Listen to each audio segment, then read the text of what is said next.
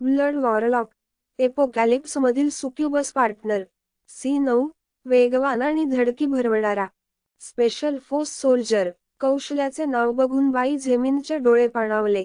कौशल्य स्क्रोलवर उपलब्ध असलेली अस्पष्ट पण संक्षिप्त माहिती पाहिल्यानंतर त्याची नजर आणखीनच उजळली. सध्या, जग बदलण्यापूर्वी बाई झेमिन कोणत्याही मानवापेक्षा अगणित पटींनी अधिक शक्तिशाली होत्या. सुअनिवन तलवार आणि त्याने नुकत्याच मिळवलेल्या फुलकोटमुळे त्याची ताकद 55 गुणांवर पोहोचली होती. त्याची चपळता 69 गुणांवर पोहोचली होती आणि त्याची उर्वरित आकडेवारी देखील सामान्य व्यक्तीपेक्षा किमान दुप्पट होती. तथापि, त्याची आकडेवारी, मिळवलेले खजिना आणि रक्त हाताळणी कौशल्यामुळे तो सध्या शत्रूंवर वर्चस्व गाजवू शकला असला तरी, बाई झेमिन अगदी स्पष्टपणे सांगत होते की जर त्याने शत्रूचा सामना त्याच्या बरोबरीच्या अटींवर केला तर वास्तविक लढाईचा अनुभव असेल तर तो एकच असेल. जो अशुभ असेल आणि घातक नशिबाला भेटेल तो कदाचित असेल. या क्षणी बाई झेमिनकडे सर्वात जास्त कशाची कमतरता होती ती म्हणजे लढाईचा अनुभव, विविध मार्शल आर्ट्सचे नियंत्रण इत्यादी. परंतु त्यांच्या हातात कौशल्य स्क्रोल असल्याने ही समस्या त्वरित सोडविली जाऊ शकते. त्याला फक्त त्याची इच्छा असणे आवश्यक होते आणि तो ताबडतोब एक उच्चभ्रू सैनिक म्हणून अनेक वर्षांचे प्रशिक्षण आणि लढाईचा अनुभव घेऊन अनुभवी व्यक्ती होईल. मात्र, बाई झेमिनं टाळाटाळ केली.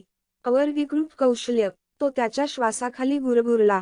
कौशल्याची पातळी आणि त्यांची क्रमवारी कशी कार्य करते हे त्याला माहीत नसले तरी, फर्स्ट ऑर्डर स्किल म्हणून रँक असलेले कौशल्य प्राप्त केलेल्या बाई झेमिनला मदत होऊ शकली नाही. परंतु असे वाटू शकले नाही की स्पेशल फोर्स सोल्जरमध्ये हे कौशल्य इतके चांगले नव्हते. लांब धावणे. तो आणखी काही विचार करण्याआधीच, सुंदर आणि मोहक लिलिथने त्याला एक गोड हसून अडवलं, तुला काळजी करण्याची गरज नाही. खरं तर, हे कौशल्य दीर्घकाळात इतके चांगले नसले तरी ते एक निष्क्रिय कौशल्य आहे. तिचे बोलणे ऐकून बाई झेमिनचे डोळे चमकले कारण त्यांना याबाबतीत पॅसिव्ह हा शब्द कळीचा आहे हे समजले. इतक्या धोक्यांचा सामना करूनही, बाई झेमिन यांनी रक्त हाताळणीचे कौशल्य शिकण्याचा निर्णय घेतल्यावर त्यांना मिळालेला इशारा विसरला नव्हता.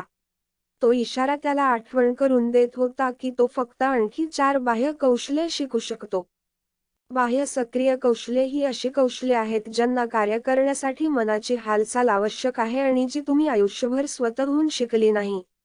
लिलिथने संयमाने समजावले, पूर्वी, तुम्ही प्रशिक्षणाशिवाय एक सामान्य माणूस होता आणि तरीही, तुम्ही फक्त काही सेकंदात एक भयानक कौशल्य शिकण्यास सक्षम होता.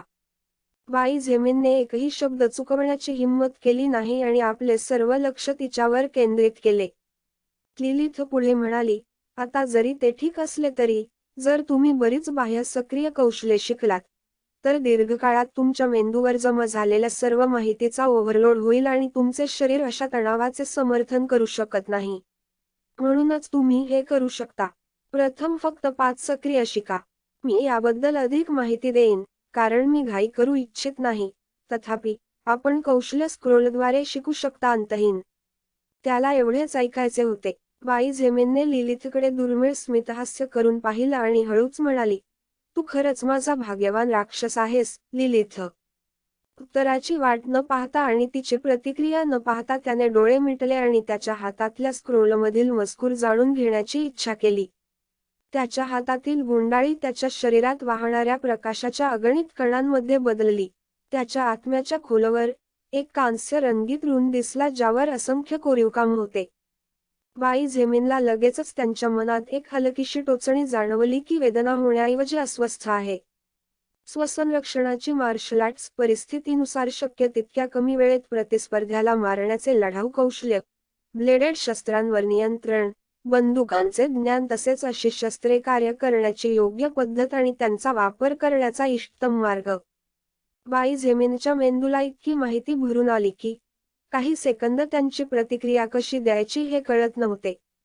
त्याने अविश्वासाने आपल्या हातांकडे पाहिले आणि कुडकुडण्याशिवाय मदत करू शकली नाही. जग बदलण्यापूर्वी उच्चभ्रू सैनिक किती मजबूत होते. या क्षणी, फक्त त्यालाच माहीत होते की त्याची शक्ती किती भयानक बनली आहे. त्याची आकडेवारी अजिबात बदलली नव्हती. पण बाई झेमिनला खात्री होती की जर तो ग्रेट फास्ट मॅन्टिसला पुन्हा भेटला तर तो रक्त हाताळणी कौशल्याचा वापर न करताही ते 3 सेकंदात पूर्ण करू शकेल. किंबहुना बाई झेमिनला माहीत नव्हते की त्यांची नजर देखील बदलली आहे. जगाला प्राणघातकपणा दाखविण्याच्या क्षणाची वाट पाहत असलेल्या मॅन केलेल्या ब्लेडसारखे त्याचे डोळे अधिक तीक्ष्ण आणि अधिक भेदक झाले होते. ठीक आहे, तुम्ही तुमच्या जगाच्या इतिहासातील सर्वोत्कृष्ट अभिजात सैनिकांचा लढाईचा अनुभव मिळवला. त्यामुळे तुमच्या सामर्थ्याने एक मोठे पाऊल पुढे टाकले हे समजण्यासारखे आहे. लिलिथ हसली. तिचा आवाज ऐकायला खूप आनंददायी होता. तुम्ही आधी मानवी मानकांनुसार मजबूत असला तरी तुमचा लढाईचा अनुभव खूपच कमी होता. आता तुम्ही स्वतःला नवशिक्या समजू शकत नाही. बाई झेमिनं तिच्याकडे संशयाने पाहिलं. एक नवशिक्या, असे त्याला वाटले नाही. लिलिथने त्याच्याकडे फारशी मैत्रीपूर्ण न वाटणारे स्मितहास्य दाखवले आणि हळूच म्हणाली, तुझ्या जगात तू स्वतःला माणसांमध्ये उच्चभ्रू मानू शकतोस. पण ते तुझ्या जगापुरते मर्यादित आहे. इतर असंख्य जग आहेत. लढवय आणि भिन्न संस्कृती माझ्या दृष्टीने तुम्ही चालायला शिकणाऱ्या बाळासारखे आहात. शेवटी बाई झेमिनने शरणागतीने दोन्ही हात वर केले आणि त्यांची भावना थंड झाली. गर्विष्ठ आणि गर्विष्ठ असणे चांगले असले तरी लिलिथ बरोबर होती. सध्या त्याने नुकतीच पहिली पावले उचलण्यास सुरुवात केली होती. खूप अहंकार किंवा आत्मविश्वास त्याला मारून टाकू शकतो आणि त्याचा मृत्यू होण्याचा निश्चितच हेतू नव्हता. लिलिथला हे देखील लक्षात आले की बाई झेमिनने आपले पाय पुन्हा पृथ्वीवर ठेवले आहेत आणि हसण्याशिवाय त्यांना मदत केली नाही. जर एखाद्या लहानशा गोष्टीमुळे तो खूप गर्विष्ठ झाला तर तो तिच्यासाठी खूप निराश होईल. सुदैवाने तसे झाले नाही. बाई झेमिनं समोरच्या धातूच्या दाराकडे पाहिलं. त्याला अजूनही आतल्या प्राण्यांचा उन्मादक आवाज ऐकू येत होता. जबरदस्तीने दरवाजा तोडण्याचा प्रयत्न करत होता. जर जमिनीवर खूप डाग पडले तर नंतर ते साफ करणे डोकेदुखी होईल. बाई झेमिन सहज म्हणाल्या आणि न डगमगता दार उघडले. ताबडतोब त्यांच्या बंदिवासातून मुक्त झालेल्या जंगली श्वापदांप्रमाणे झोंबी कॅफेटेरियाच्या आतून बाहेर पडतात.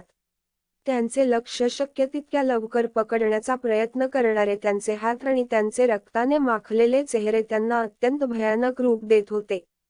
बाई झेमिनने आपली तलवार सुद्धा काढली नाही. त्याने एक मोठे पाऊल पुढे टाकले आणि उजवा पाय वर केला. थेट पहिल्या झोंबीच्या घशात मारला.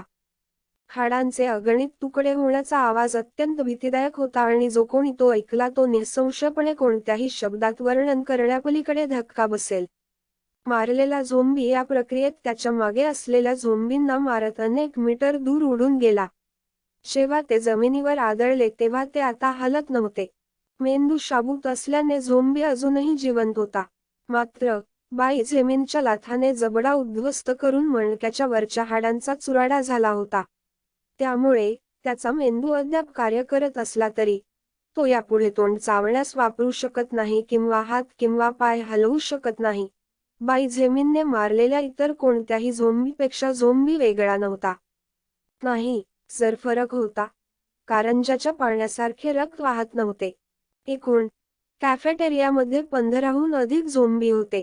जवळजवळ 70 चपळता गुणांसह बाई झेमिनचे शरीर सतत चमकत होते, दिसू लागले होते आणि झोंबींच्या गटामध्ये अदृश्य होत होते.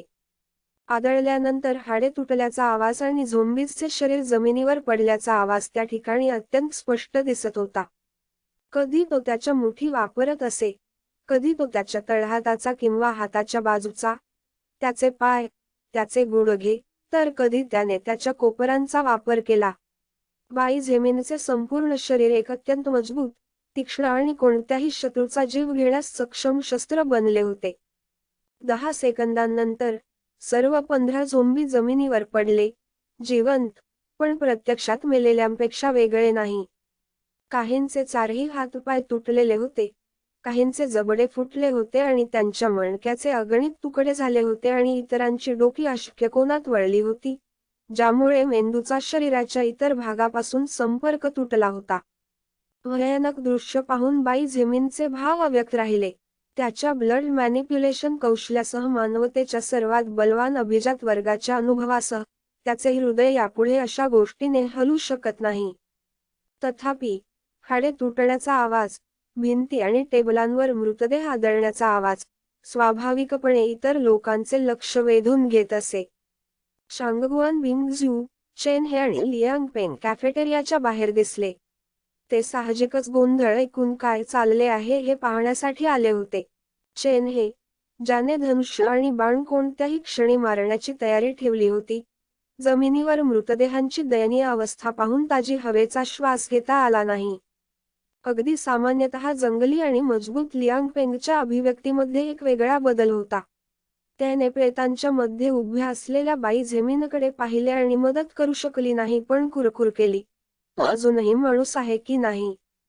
दुसरीकडे शांगगुआन विंगझूच्या सुंदर पण थंड चेहऱ्यावर किंचित भुसभुशीतपणा होता. तिची थंड नजर बाई झेमिन आणि जमिनीवरच्या झोंबींमध्ये वळली. तिच्या लक्षात आले होते